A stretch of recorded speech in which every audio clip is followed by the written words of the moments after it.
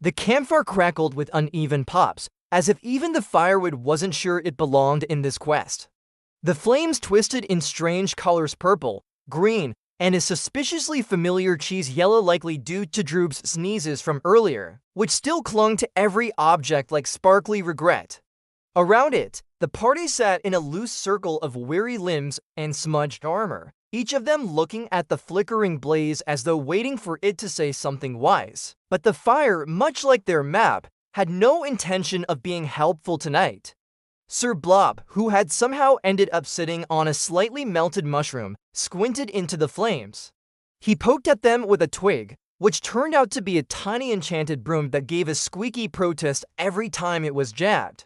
He didn't notice. He was too busy staring, thinking, wondering. "I don't think I'm very good at this," Blop muttered at last. His voice wasn't dramatic or self-pitying, it was soft, genuine. The kind of voice someone uses when they've finally admitted something to themselves, and now it's trying to get out. Nobody answered right away. Then Mistress Muck sighed and tossed something fizzy into the fire, possibly a cursed gummy, possibly a sleep spell, possibly just an expired lozenge. "None of us are good at this," she said. "I once enchanted a bucket to clean itself. Instead, it became obsessed with mud, built a shrine, worshipped dirt.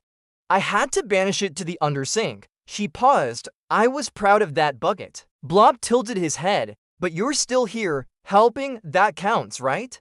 "It counts until it doesn't," Muck said.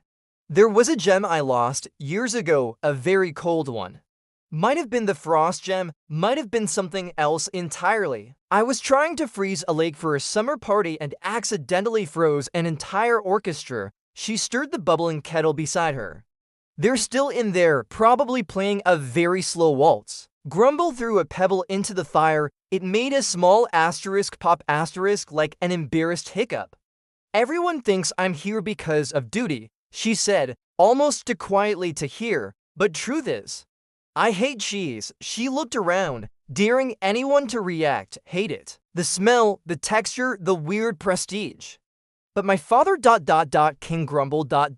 he thinks cheese is sacred. Says the crown is the soul of Clayrealm because it's aged 40 years in moonlight and loyalty. If I told him I preferred pickles, I might get disowned." "But you still came," Blop said. "I came because someone had to," she replied. "And maybe because I wanted to see if there's a version of me that isn't made entirely out of expectations." From his spot by the cauldron, Droop let out a tiny glittery burp and blinked himself awake. "Did we win yet?" he asked, hopeful. Butterknife, half lodged in the dirt with only his hilt visible, mumbled, "Knighthood is 90% waiting, 10% polishing." They all laughed.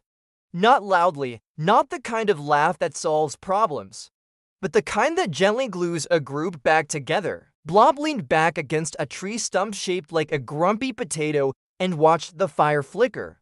"When I stepped forward back in the throne room ... I didn't think they'd say yes. I thought someone braver would step up, or someone less floppy." "You're not floppy," Muck said. "You're flexible." Grumble nodded.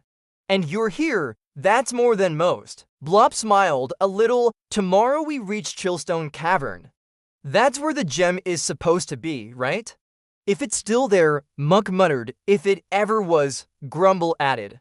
"If it hasn't turned into an ice cream truck," Droop yawned. Blop stood and dusted off a smear of old goblin hug from his armor. "Well, whether we find a gem, a frozen orchestra, or a sentient milkshake, I think we've come too far to turn back now." They all sat in that moment, not as a royal expedition, not as a squad of misfits, just as a campfire circle of flawed clayfolk with more questions than answers.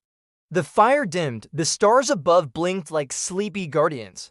And somewhere in the dark, the magical quest map let out a soft operatic snore. Tomorrow would bring bridges and cold fog and revelations.